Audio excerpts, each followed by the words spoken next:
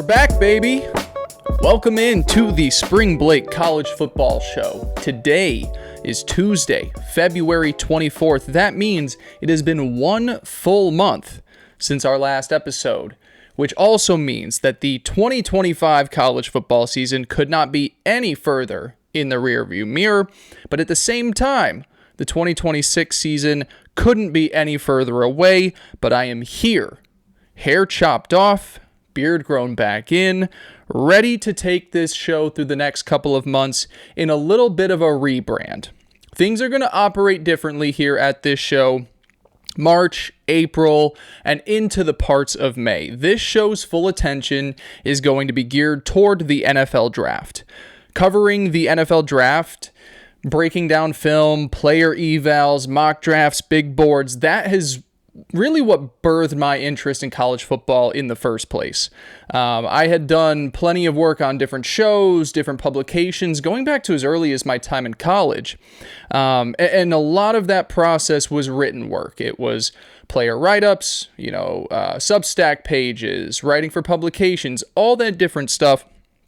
And this time around, this year specifically, I thought it'd be wise to bring it over to a more audio/video type format in order to keep this platform growing. This is my baby. This is what I want to be my main portfolio, I guess is the right word to say.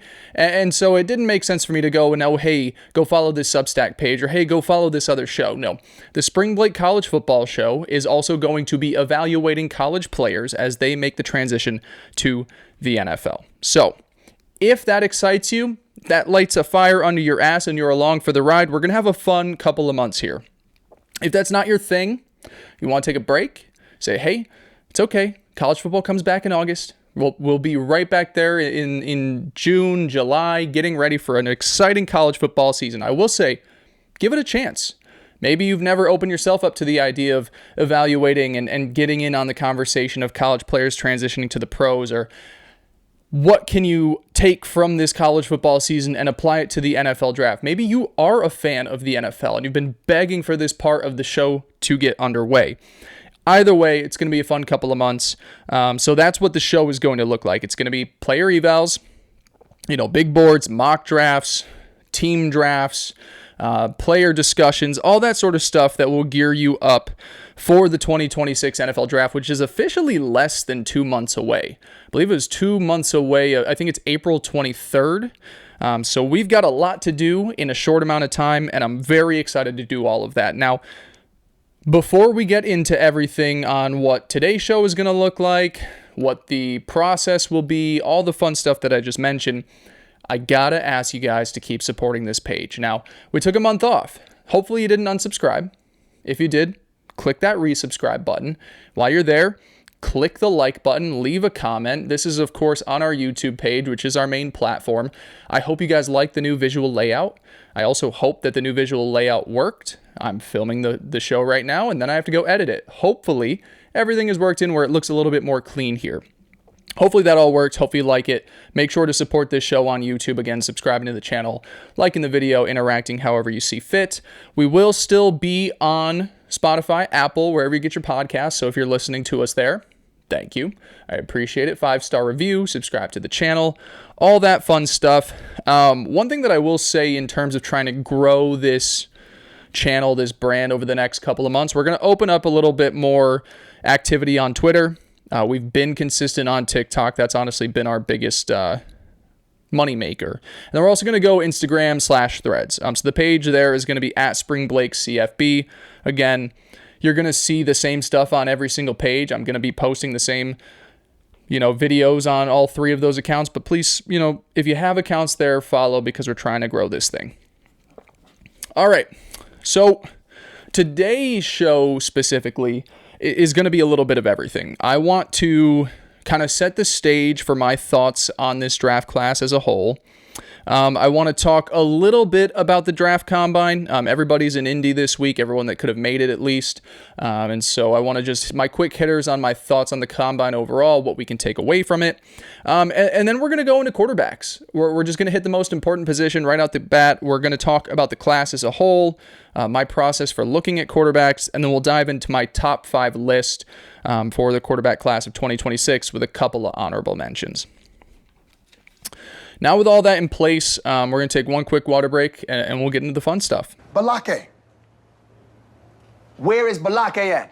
So as we look at this NFL draft class, just kind of overarching thoughts, viewpoints, I kind of echo the same thoughts as everybody else. People are pretty down on it overall in comparison to even last year. Certainly the 2024 NFL draft, which was just littered with blue chip type prospects.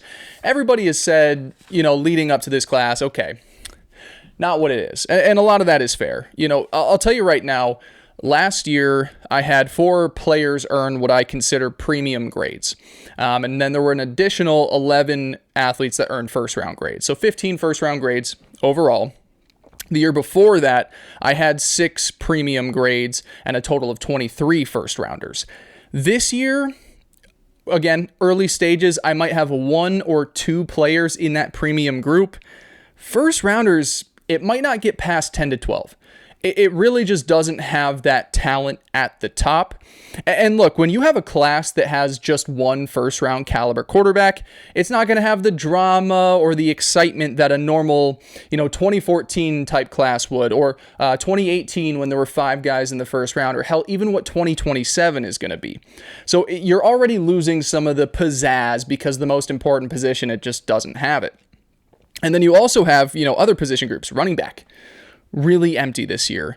Tight end, lacking the talent, certainly in comparison to last year. There's a couple of guys, but overall, kind of a down year. Same could be said for defensive tackle, offensive tackle. Wide receiver, it is always a really fun group of players in today's NFL, just with the way that the league has gone and the importance of that position. But to me, no one at the top of the wide receiver class this year I consider to be in that Tet McMillan group from last year, or if you wanted to go years prior, in that Malik Neighbors, Marvin Harrison type prospect. I don't think anybody has that type of ceiling, even though it is a really exciting group. So think about those position groups we just hit on: quarterback, running back, tight end, offensive tackle, wide receiver. Is that not just all the stuff that usually gets us excited about a combine or an NFL draft? A lot of people love the draft because they think of fantasy football purposes. Overall, those groups just don't have it this year. So the stuff that captures our attention usually isn't going to be as captivating of a watch this time around. But I will just say I don't think that means that it's a bad NFL draft class. I really like the talent and the depth that are both at the safety and linebacker positions. I think the edge room probably has more dudes than it's getting credit for at the moment, and that's something that can certainly change as we get closer to the draft. I also think that they have a good variety of situational type guys. You've got your run stuffers, your 3-down guys, your pure pass rushers. It's a fun group, and I just don't think it gets the shine maybe outside of the top few guys right now.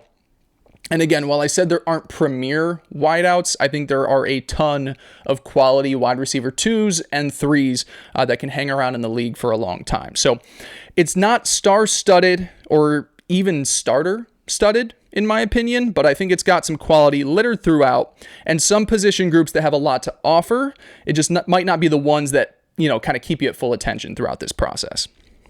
So those are my thoughts on the combine, or on the class overall. To transition over to the combine, there's just one thing that I wanted to say about the combine before we get into my quarterback rankings, and that is that we need to remind ourselves every year that the NFL scouting combine is not this end-all be-all as it pertains to evaluating talent. Rather, that it serves as just one of a collection of 50 bullet points that can either help confirm or contrast everything else that you found in tape or player interviews. It's just one piece of the puzzle. Now, for a lot of people that are interested in the NFL exclusively, you might not watch the tape, but you will watch the combine because that's your first instance of seeing these players that are now about to mean something important to you. The combine is just one of many bullet points, and it's why some of the fastest 40 times those players have gone on to not really pan out in the pros, why some of the best jumpers or the most bench presses, they don't pan out to have those careers. So football is more than just running and jumping and lifting weights.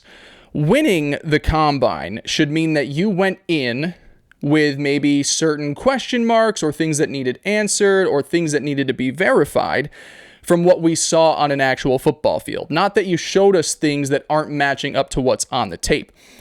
Case in point, there are plenty of receivers that run a great 40, but with the pads on, they just don't have that same juice. You see that all the time now. So again, if a receiver on film looks a little bit on the slower side, and then with the pads off and he's in his underwear and he runs a blazing 40 time, don't be like, oh, see? He just wasn't giving it an effort in college. No, okay, maybe it's a little bit different when he's playing game speed.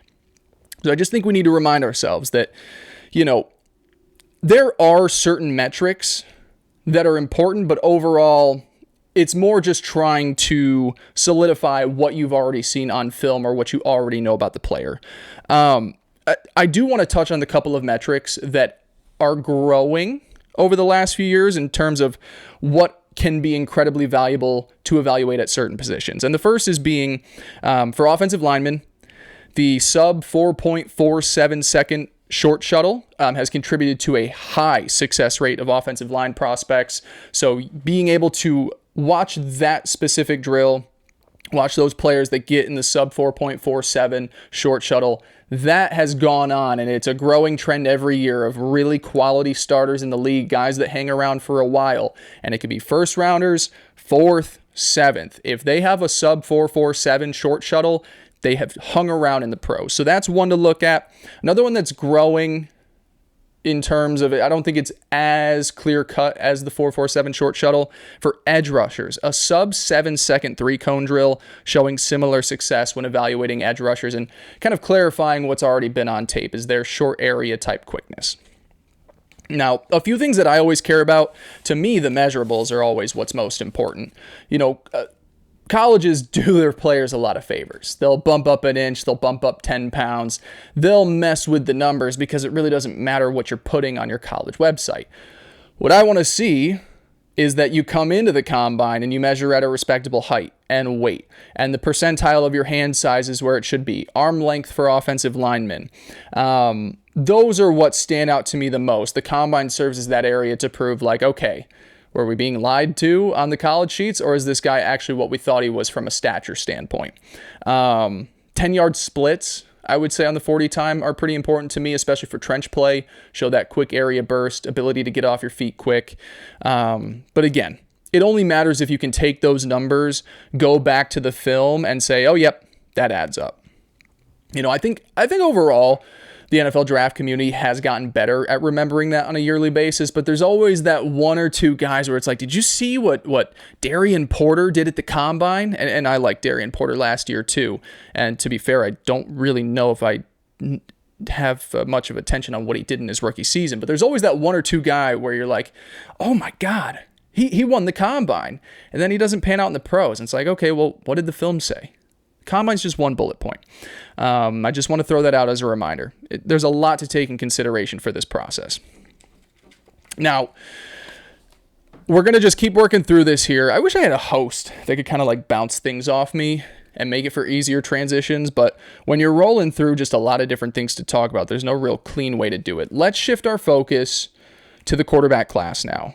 And man, do I wish we could just hit the fast forward button and talk about 2027 instead. Look, we know that this group has one dude worth being taken in the first round. We know that a ton of dudes entered this past college football season with a chance to cement their first round status, and just about all of them failed miserably at doing so. And that's, a guy like Drew Allar at Penn State, Cade Klubnik at Clemson, Garrett Nussmeier at LSU. None of those three had the seasons that you wanted them to. You also had certain guys staying back for an extra year. Adante Moore chooses to stay at Oregon. Lenoris Sellers stays at South Carolina. Trinidad Chambliss earned his right to another college football season in the courtroom.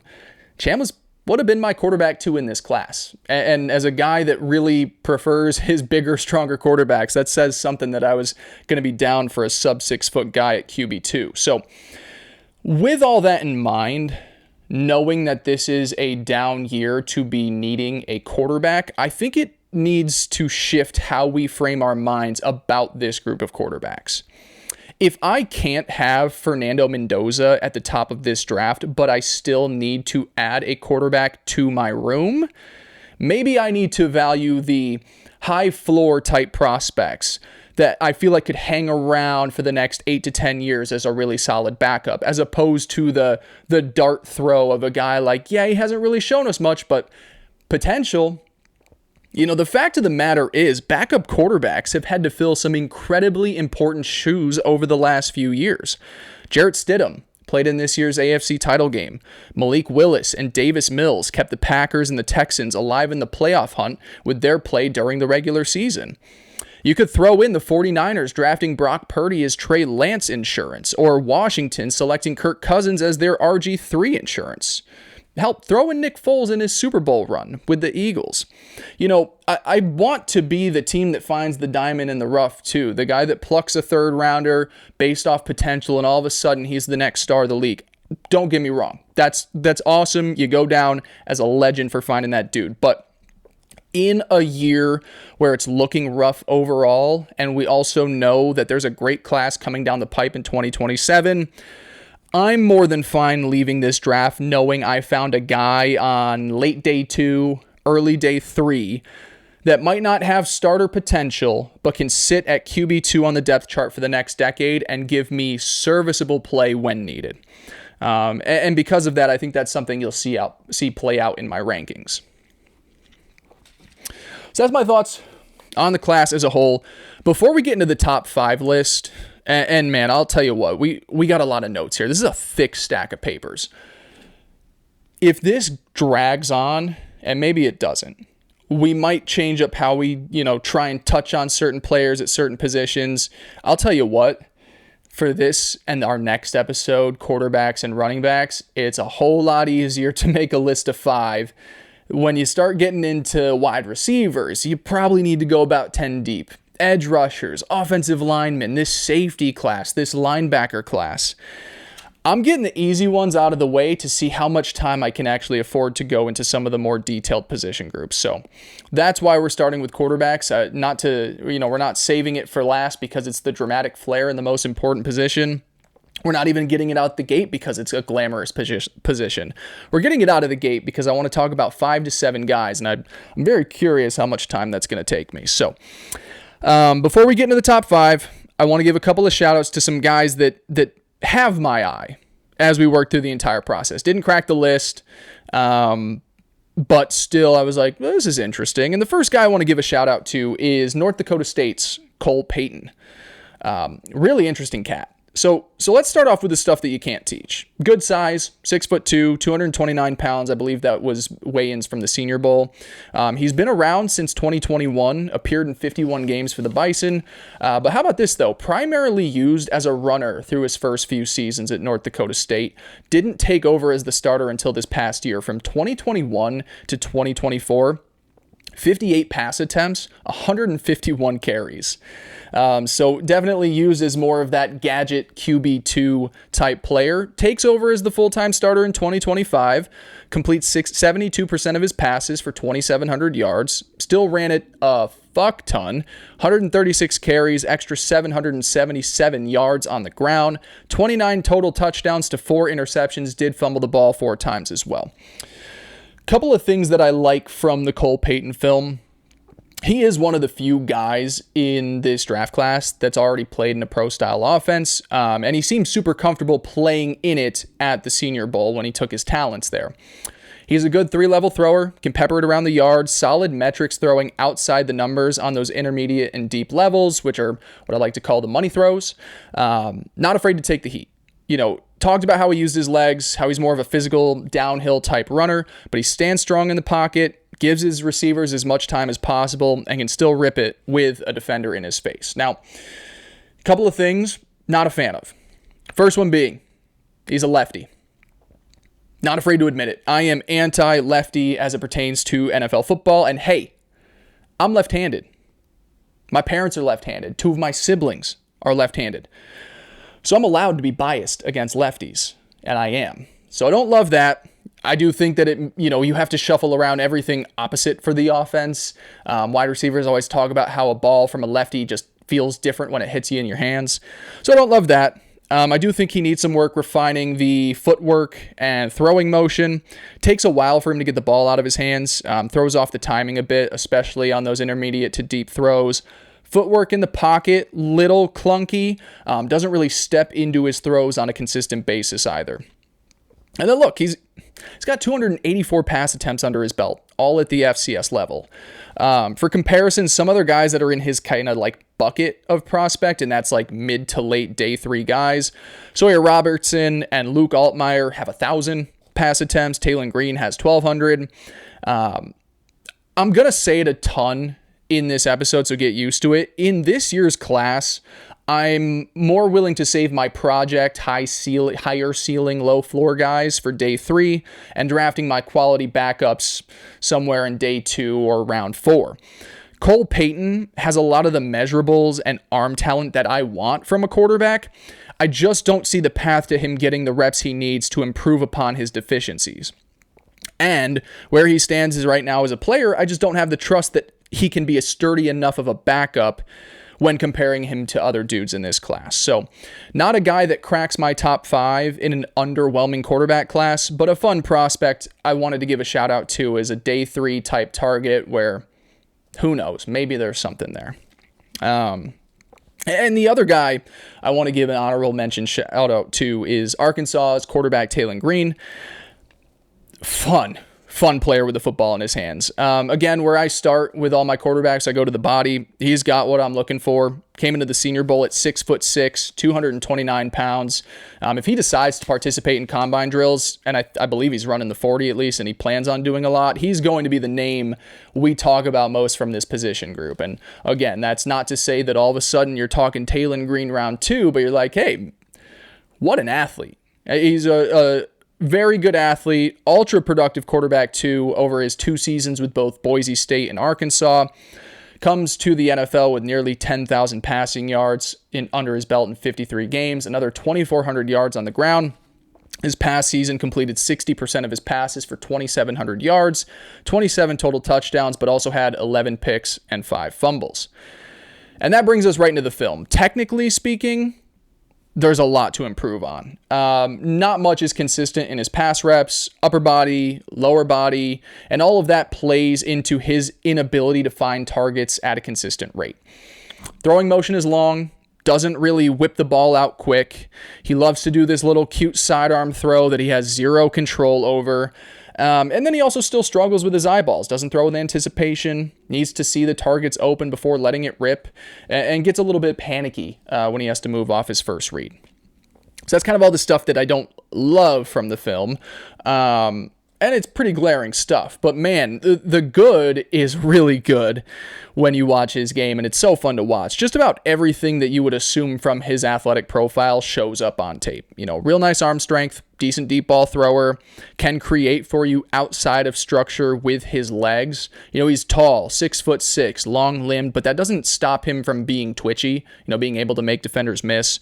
Really good athlete. Surprisingly confident thrower over the middle of the field. His numbers are better at the intermediate and short areas, middle of the field, than it is outside the numbers. So it's nice to see that he trusts his eyes and being able to fit those tight window throws.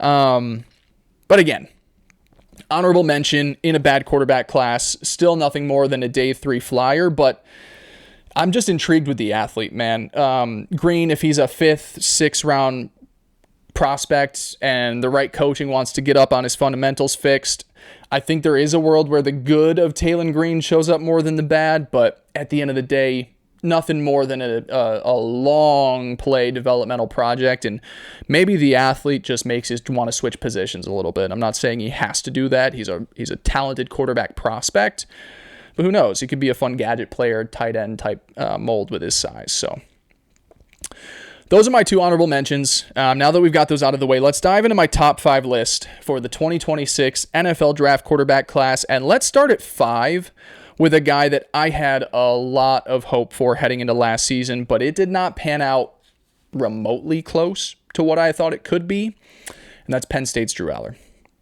So let's set the stage first for Drew. Initially a 3-star prospect, grew into a 5-star billing by the time he left high school, originally from Medina, Ohio. Was named Ohio Mr. Football following his senior season. Arrives at Penn State in 2022, appears in 9 games as a backup during his freshman season. Comes back as a sophomore as the team starter and rips off 35 straight starts until going down with a season-ending ankle injury this past October. In 2023, he completed 59.9% of his passes for 2,600 yards, 29 total touchdowns to just 2 interceptions. 2024, accuracy improves, 66.5% completion rate. Yards jump up 700 to 3,300 in 2024. 30 total touchdowns, but the turnovers tick up, 8 picks. Penn State goes on a deep playoff run, falls short in a close loss to Notre Dame, and then this past season comes back, completion percentage right around the same, 64.8. Only gets to 1,100 yards, 9 touchdowns, 3 picks before going down with that injury. Really solid production at that level. Big Ten football, certainly a ton of impressive outings on the film, but at the same time, whenever it felt like there was any sort of heightened expectations or big games on the schedule, and that's 2024 playoffs, 2025 against Oregon, Allar never rose to the occasion. Reasons as to why, as we'll discuss shortly in the player eval. As I've mentioned, I like to look at the frame first. Allar's got what I'm looking for. 6'5", 235 pounds, stocky build. Took a beating over the years, but also has shown the toughness to stand in and take that beating. Good athlete at that size, capable runner. They utilize QB power on film, which you like to see, that the coaches trust him to churn out those short yardage situations. Arm strength, great. Some of the best in this class, truly. And let's piggyback off that arm talent to transition to some of the stuff that I do like on film. Allar can touch every blade of grass on the football field with his arm. Real nice fastball on the short to intermediate levels of the field. He has shown some nice touch on his deep balls, even though it can be a little inconsistent at times. Very much a rhythm thrower. If he sees a few go through the net early, he's in for a great day. I think he's got a nice throwing motion. Ball pops out of the hand with ease. He's not afraid, as I said, to sit in the pocket and take some heat. Does also have some solid spatial awareness to manipulate the pocket if he does need to.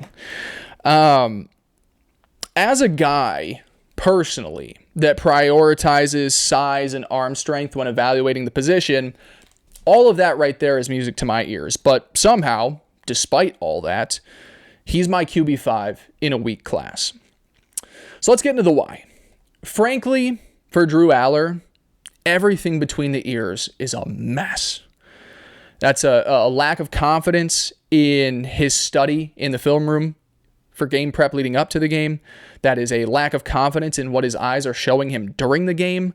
And those two play a role in him not trusting what his arm is capable of. He is so gun-shy, letting the ball rip at times, often missing open shots down the field or open targets in zone coverage. But at the same time, he makes some of the more boneheaded throws that put the ball in harm's way. All of that tells me that he's still, through 3 years of being a starter, really struggling to read defenses and predetermines a lot of his throws before the snap.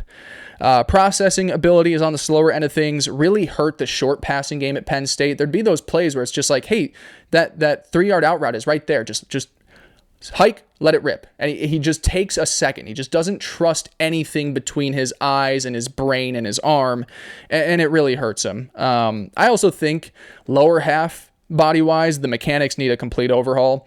He rarely puts his front foot or points it at the direction of his target, which always impacts ball placement. You want your front foot to be leading at the direction of your target. He doesn't do that. He's got happy feet in the pocket. Hurts his ability to really drive the football and step into a throw. And for as many shotgun snaps as he takes, there's so many seven-step dropbacks out of shotgun, which are just unnecessary and kill a lot of time. So all of that is kind of why you sit here today saying that Drew Allar can't seriously be taken as a day 1 or day 2 type prospect in this class, even with the traits that would get you excited about his potential.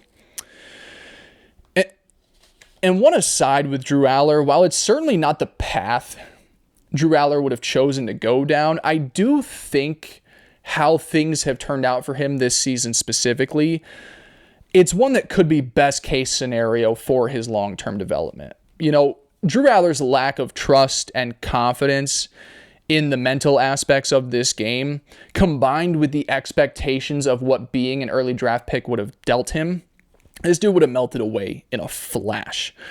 Now, with very low expectations of doing much of anything at the next level, he can hopefully wind up in a positive environment that can help build both his confidence and trust back up and just see if anything is there to be had. Because again, physically, there's a lot that I like about the player.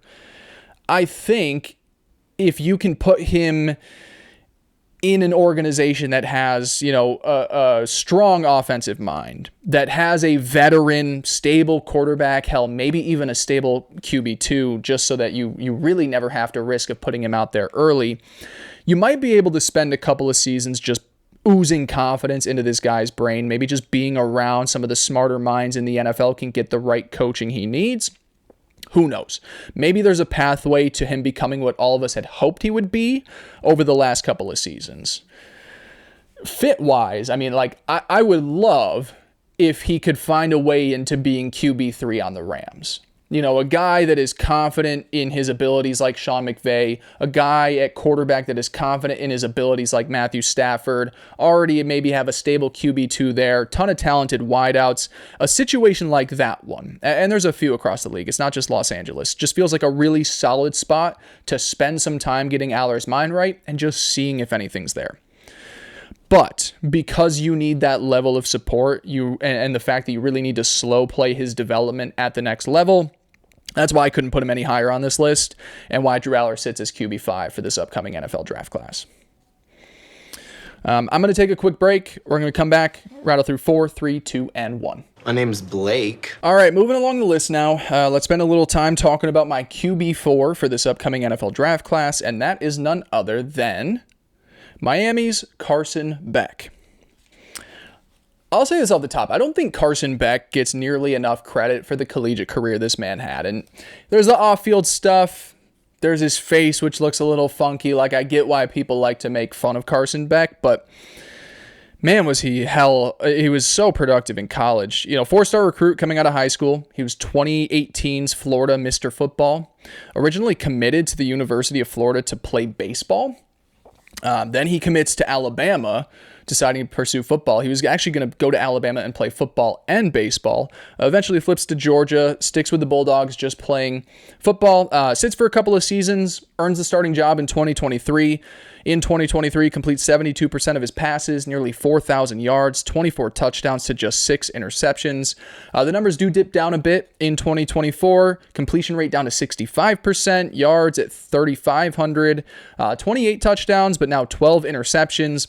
A little more reckless with the football. His second season as a starter in Georgia.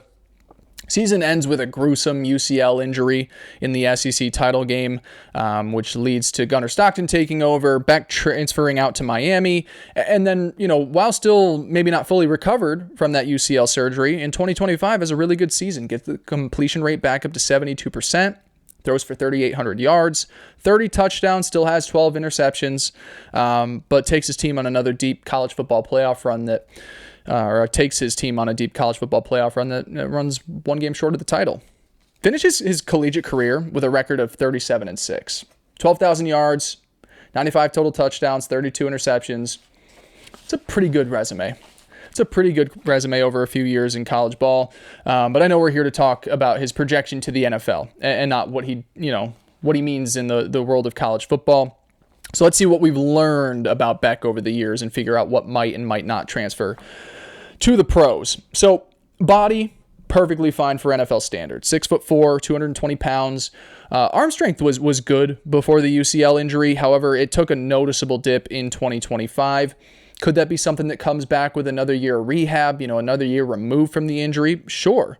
Could it also be something that stays where it is? UCLs are pretty significant. Who knows? But even where it was last year coming off the injury, I think it's fine for the next level. A little bit of a slender frame, kind of scrawny, not a mobile athlete either. Not going to be taken off with his legs. Certainly your pocket passer type profile. What I like so much about Carson Beck, and it's specific to this draft class, is that I do trust a lot of the mental and technical aspects of his game. As I said, 43 starts under his belt, succeeded at 2 different programs in 2 different offenses, really good processor. Gets through his reads in a flash, lets it rip once he's found his open window. He knows how to move safeties with his eyes. His experience really shows up on that side where you can, kind of manipulate the defense with, toying around with your eye movement. The throwing motion is quick. It's concise, it's consistent, tight spiral, catchable ball for his wideouts. And again, kind of like what I was saying with Allar, you get him in a good rhythm and Carson Beck's going to be in for a really good day. Now, the reasons why you can't project a higher ceiling fall under 2 main categories for Carson. The first being the athletic profile, which we've already spoken about. It's tough to be a pure pocket passer in today's league. But then the second part of that, which ties into him being a pocket passer, is that he really struggles under pressure. 2024, first pressure, completion rate below 40%, turnover-worthy play rate was at 9.4. Then in 2025, completion rate up to 52.5, still not too great. Turnover-worthy play rate still really high at 8.7. If you can't create out of structure, and you also can't throw under pressure, when you go to the NFL and when you are behind not one of the best offensive lines in the sport, and offensive lines really in the NFL these days, they don't have it like they used to, there just isn't a world where you're going to gain the trust to be a team starting quarterback at the next level. So those are the 2 biggest knocks against Carson Beck's game. Mix that in with the fact that he lost a lot of his arm talent and velocity post-UCL surgery. I think you're looking at an early day 3 player and someone that is just hoping to stick around as a team's QB2. So Carson Beck, number 4 in my quarterback rankings.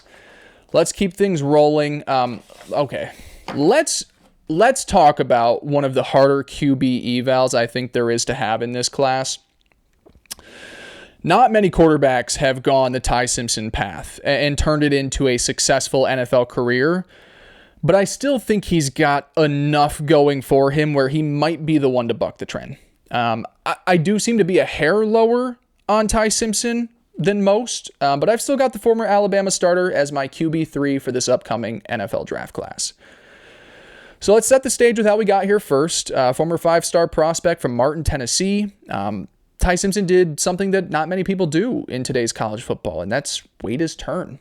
Spent 3 years on Alabama's bench before becoming the team starter for the 2025 season. Overall, really solid year this past year at the numbers. 64.5 completion percentage, 3,500 yards, 30 total touchdowns to just 5 interceptions. But when you look at it a little bit more closely, it was very streaky, up and down and up and down. Real tough season opener against Florida State, 53.5 completion percentage on 43 attempts. Slowly picked things up, and where he really caught fire was at the start of conference play. In his first 4 games, he completed nearly 70% of his passes, threw for 1,000 yards, 9 passing touchdowns to just 1 interception. But then it slowly fizzled out as the season went on. Next 6 games were at 58.1% completion rate, 1,300 yards, 8 touchdowns, 4 interceptions. This is a college football show. I paid a lot of attention to Alabama. He took a beating all year. The offensive line didn't do him any favors, and we come to find out he played through a couple of nagging injuries. So I don't want to just say that, what he turned in to be at the end of the year is what you're getting as a prospect, but I'm just saying it's hard enough to evaluate a player that has just 1 season of tape, and it's even harder when he really just has a handful of strong performances on that tape. Body's on the smaller side slightly from what you'd want, nothing too bad, 6'2", 215 pounds. Arm strength, overall arm talent is really good. Certainly enough to be a competent starter at the next level. Good enough of an athlete. Picked up a bunch of first downs with his legs last season. I think it was 21 first downs gained by his legs. Effective in the RPO game that requires a little bit extra movement. Not going to wow anybody with this God-given talent, but enough juice to get the job done at the next level. The good that you get from Ty Simpson's film shows why he has that NFL starter upside. Really solid between the ears. Recognizes coverages quickly, would adjust protections at the line, gets through his progressions quickly. The mechanics are quick and consistent. Footwork is tied to his eyes, always pointing that front foot to his target. Doesn't fuck up the easy stuff like other quarterbacks do. There are a few in this class where it's just like the simple 3-yard outs. You should just be able to hit those. The short throws, short easy game, screen game, RPOs. Ty Simpson doesn't fuck that up. Tyson is great at throwing the ball over the middle of the field. Great numbers at that intermediate level. Again, that's 10 to 19 yards in the middle. That should be the hardest part of a college quarterback's game, is throwing that area. Ty Simpson was great. Completed 71.4% of those passes, 778 yards, 7 touchdowns to just 1 interception. PFF gave him an elite grade of 95.3 when throwing to that specific area. Another thing to note, and this isn't really like a strength of Ty Simpson, but it's worth mentioning, the Alabama offense did him no favors this year. Those wideouts are credited for 32 drops this season, which can certainly mess with the accuracy numbers a little bit. I just feel like that's worth mentioning before we get into the negatives with Ty Simpson's game. And look, the stuff that makes you worried about Ty Simpson long-term is what we saw down the stretch. His build, his frame didn't support the beating that he took. Not going to get any easier in the pros. Maybe you'll wind up lucky to be under center behind, the Eagles offensive line, or I'm trying to think, the Seahawks, or, you could be behind one of those elite offensive lines, but the majority of the league just doesn't have that talent. And we saw that his body really struggled to hang around as the season wore on and as those hits piled up. Arm strength also tailed off at the end of the year, as was his accuracy. He got lazy with his eyes. Safeties had a much easier time of finding the football. All of those things changed drastically as the season wore on. And then there were other issues that persisted in even Simpson's good performances. His release point, far too high. Led him to sail the football over receivers' heads pretty often. That is fixable, but it is something that he's probably been comfortable throwing over the years. Struggled to adjust to disguise coverages and blitz packages. As again, first-year starter, coaches that maybe want to get a little bit more exotic, scheming things up defensively, he didn't do a good job reading that. And then all year long, the numbers under pressure, absolutely brutal. Completing 48.7% of his passes, 5.9 yards per attempt, turnover-worthy play rate of 7%. Those are all serious concerns for a guy that I hear being floated around as an end-of-round-one type player. Here's the thing with a guy like Ty Simpson. If you told me that the 4-game stretch that we got from him versus Georgia, Vandy, Mizzou, and Tennessee was the Ty Simpson you're going to get from here on out, then yeah, that's a guy I could talk myself into at the end of the first round. But when you take a step back and you show me the full picture, and it shows that his body struggled to hold up over the course of a full season, his eye discipline, arm strength, and accuracy all dipped as a result, and you still only have 15 starts under your belt, it's just not someone that I'm comfortable taking in the top 40 to 50 picks. A huge part of this job is finding potential. And that's what a lot of people are selling you on when they talk Ty Simpson. It's, hey, that 4-game sample size, the tools, the mentals, we can get him right. I get it. I just don't think that the sample size was consistently good enough to override all the history that's not on his side. And the history is, I believe there have been 4 quarterbacks. If Ty Simpson goes in the first round, there are 4 quarterbacks that have been drafted first round with 15 or less starts in college. And it's Mitch Trubisky, it's Dwayne Haskins, and it's, is it Trey Lance? There's a third, Anthony Richardson. How could I forget? Ty Simpson would become number 4. It's just, there's a lot of gamble if you're taking him that high. I want there to be a second good quarterback in this class. I really do. And maybe that is Ty Simpson. I just think right now a lot of us are holding on to a great 4-game stretch. By the way, 3 of those games were against secondaries that ranked 60th, 113th, and 118th in college football last season, and saying this is what he can be. I'd love for that to be the case. I'm a huge fan of what he does well, but I'd just rather be the team that takes a flyer in the late second round or the early third round on a guy like that, instead of a guy sitting here at the end of round 1 or early in round 2 being like, yep, let's hitch our wagon. Ty Simpson's the future. But either way, Ty Simpson's still my QB3 for this upcoming class, and a guy that I do think has enough tools to, in the right situation, wind up being a starter in this league. I do, even though it sounds like I'm down on him. So I guess I'm the odd man out when it comes to Ty Simpson. I have him as QB3, which means, I have a QB2 that is not Ty Simpson, which everybody else seems to right now have Fernando up top, Ty Simpson at 2, and then the list of Mosh Posh. So I do not have Ty Simpson as QB2 for this upcoming NFL draft. That spot, however, belongs to LSU's Garrett Nussmeier. So let's talk about Nuss. Former 4-star quarterback out of Flower Mound, Texas, son of an offensive coordinator. His dad, Doug, longtime NFL vet, is with the Saints currently as their offensive coordinator. Garrett was a 2-year starter for LSU after redshirting his freshman season and backing up Jaden Daniels for both the 2022 and 2023 seasons. As a starter, completed 65% of his passes, nearly 6,000 yards, 41 touchdowns to 17 picks.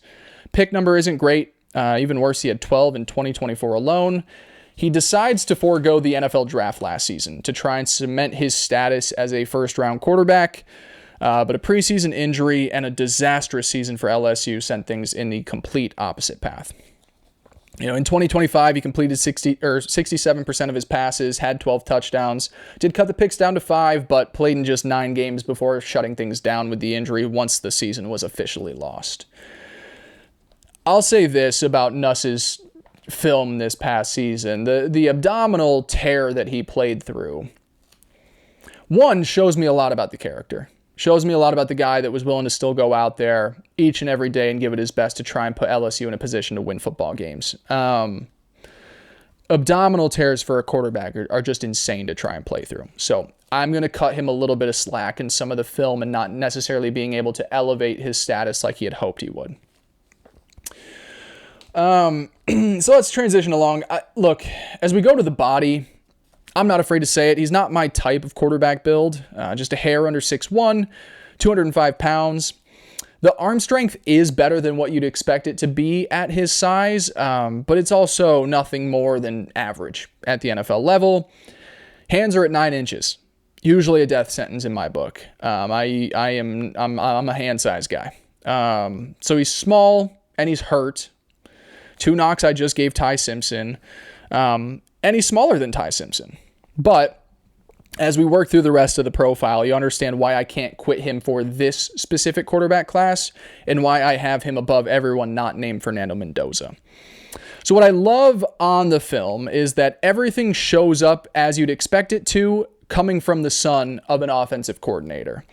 Really nice, quick release that gets the ball out of his hands in a flash, reads the defense well, gets through his progressions quickly, comfortable in a crowded pocket, moves around pressure well, and will stick in there and take some nasty hits in order to get a good pass off. Garrett Nussmeier has a ton of confidence in his arm. He's a gunslinger at heart. While that can bite him in the ass at times, we'll talk about that in a little bit, he's very comfortable stretching the ball down the field and attacking defenses in between the numbers. Uber confident in his abilities.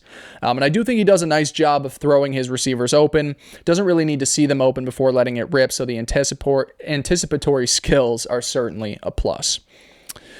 Now, as I mentioned, being a gunslinger at heart, trust in his arm, a lot of confidence. It does turn itself into a negative every once in a while. Puts the ball in harm's way far too often. Turnover-worthy play rate was horrendous across the intermediate center of the field. 14.6% is one of the worst rates that you'll find. He loves giving his wideouts shots at 50-50 balls down the field. But at the end of the day, I think he thinks his arm has more pop than it actually does. And they'll kind of sail out at the end, which gives DBs plenty of time to either break up the pass or pluck it out of the air and cause a turnover. He thinks he has the answers to every test due to pre-snap reads. And because of that, predetermines some throws and will either miss some easy targets because of it or, again, put the ball in harm's way because he actually didn't read the field that well. And then, as I've already mentioned, the body does him no favors. Gus wants to be a gunslinger, but he doesn't have the physical traits to actually be one. So that leads to him taking a ton of unnecessary shots that his body frankly can't handle, and a reckless nature with the football when trying to push it down the field. So it's tough because he's not my type of prospect usually, but I still have him at QB2 in this class. Garrett Nussmeier is not someone that I'm banging the table for as this diamond in a rough, even the guy that you want to take with a top 50 pick. I'm not saying either of those things. But what he will provide you with at the next level is something that no one else in this class really can offer, and that's security. This class is not good. This class does not have stars. If I need to add a quarterback to my room and I don't have the ability to land Fernando Mendoza, I want to find the guy that can stick around as a strong QB2. And to me, Garrett Nussmeier is the surest bet to do so. The technical and mental aspects of the game are in a really good place. His father has instilled him with the brain power of a seasoned vet, and his size and arm strength, while not ideal, is not this overall glaring deficiency. I think that he is someone that can hold the clipboard well, be a plus in a team's quarterback room, someone that could start NFL games as soon as his rookie season if you absolutely needed him to, and someone that I think you could win games with if the situation around him is in a good place. I get the upside with a guy like Ty Simpson. He's very green. You might want to take a shot on that. If you want to strike gold in this quarterback class, that's the guy to hitch to outside of Fernando Mendoza. But knowing what's coming down the pipe next year, and knowing that we're also trying to judge Ty Simpson off of one really solid 4-game stretch, I'd rather take the sample size we've seen from Garrett Nussmeier and feel perfectly content that I left this draft adding a quality piece to my quarterback room late day 2, early day 3 of the draft. So those are my thoughts on Garrett Nussmeier, quarterback 2 for the 2026 NFL Draft. And how about this? All the suspense. Who is Spring Blake's QB1 for the 2026 NFL Draft? Well, same one everybody else has. It's obviously Fernando Mendoza, future number 1 overall pick to the Las Vegas Raiders, capped off a remarkable season with the Indiana Hoosiers. But let's talk about how he got there first. Former 3-star quarterback from Miami, Florida, originally committed to playing at Yale before flipping out to the West Coast at Cal Berkeley, made his way into the starting lineup halfway through his redshirt freshman season, appeared in 20 games for Cal between 2023 and 2024. In those 20 games, threw for 4,700 yards on a 66.5% completion rate, 30 touchdowns, but 16 interceptions. Ends up being the prize transfer edition of last year's portal cycle, something that I sat at this very desk, into this very mic, and told you he would be. Yes, I will take that victory lap whenever I get the chance to. And he goes on to have a remarkable Heisman season that we all got to witness at Indiana. Completed 72% of his passes, 3,500 yards, 48 total touchdowns to just 6 interceptions. The body is everything you want at the quarterback position. 6'5", 225 pounds, capable enough of an athlete to get yards with his legs when you need him to, even though he won't be this crafty runner you're dialing plays up for. The arm is really good, can make just about every throw you want on the field. Far less of a prolific arm when he's outside of structure or throwing on the run. But again, physically, I like what you got out of Fernando Mendoza. Positives on film just jump right off the screen. The first being that his mechanics are in a really good place. Tight spiral, quick release, lower half mechanics are sharp, in tune with his upper body. It's not working as independent contractors. The lower and the upper halves work as one. And because of that, it leads to an elite level of accuracy and precision throwing the football. Great fastball to pepper in those short to intermediate level throws. Really nice touch on passes down the sideline. Throws his receivers open with some great anticipation. What Fernando Mendoza might do best is his back shoulder throws. He is one of the best we've seen in years at the back shoulder. It's remarkable the touch and consistency he has on those balls and the rapport he had with his receivers on those specific targets. He's a really strong processor who reads coverages well, avoids the negative plays, gets through his progressions quickly, and lets it rip without hesitation. Everything from a technical and mental aspect, you're like, hell yes. Now, Of course, he's not the second coming of Jesus. There are still things you would like to see be in a better place. I don't think that Fernando handles pressure up the middle well. Those double A gap blitzes really seem to get him off his game. And overall, he does get a little bit jittery in the pocket when it's, collapsing around him. Doesn't climb and reset well. Struggles at escaping pressure and getting outside the pocket when it tightens up. This is something that could be a big concern at the next level because Indiana kind of made a perfect situation for Mendoza. Super committed to the ground game, really good offensive line. Fernando, for the most part, was kept very clean inside the pocket. And that will rarely be the case in the NFL. And especially not out the gate with the way this Raiders team looks currently. So if you're going to have a concern of him, what might go wrong in his his rookie season with the Raiders, the way that their offense is currently set up, I don't think it's going to be close to as easy as he had it at Indiana. So that's the big concern. As I said earlier, the arm talent is good. It's not great. On the few occasions where he was late to reads, he didn't have that extra oomph in his arm to make up for lost time. And you don't really get a ton of solid throws from him when he's on the run or throwing from these different clunky arm angles. He's very much in a structure. It's awesome. Outside of the structure, pretty inconsistent. And then he also, this past season played in an exclusively RPO offense. I think he took 2 snaps under center in 2025. So things can be a little bit harder transition-wise going to the NFL, leaving a system like that. So, but again, he's clear and obvious QB1 in this draft and more than deserving of being the number 1 overall pick. Now, there's also this whole separate conversation that you need to have when you talk about Fernando Mendoza, and that's how he stacks up as a QB1 over recent years. Just because you're the 2026 QB1 does not make you this bona fide star or can't miss prospect. Fernando Mendoza is not Andrew Luck coming out of Stanford or Joe Burrow out of LSU or even Caleb Williams out of USC. Right now, I view Mendoza in a similar light to how I viewed Cam Ward last year.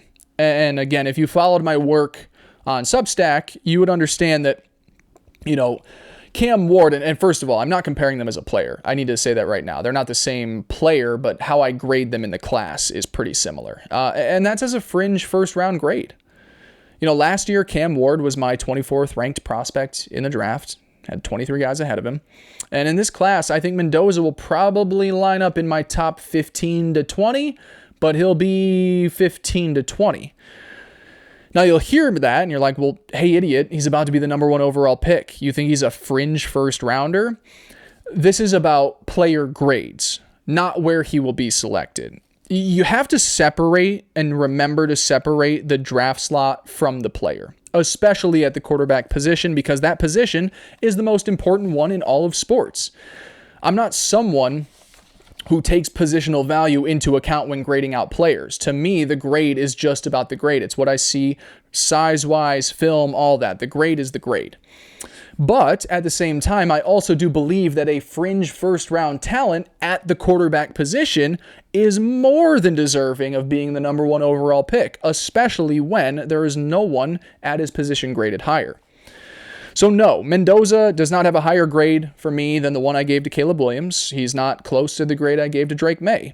He's probably right around the same I gave out to Jaden Daniels that year, and a hair above where I placed Cam Ward and Bo Nix. But he is still leaps and bounds the best quarterback in this class, one that has more than enough first-round traits physically, mentally, shows up on the film, and the type of personality you want is the face of your franchise. So that is all number 1 overall pick material in my book, even though I'm not sitting here and saying he's one of the best 5 to 10 players in this NFL draft class. So yes, that is Fernando Mendoza, my QB1 for the 2026 NFL draft.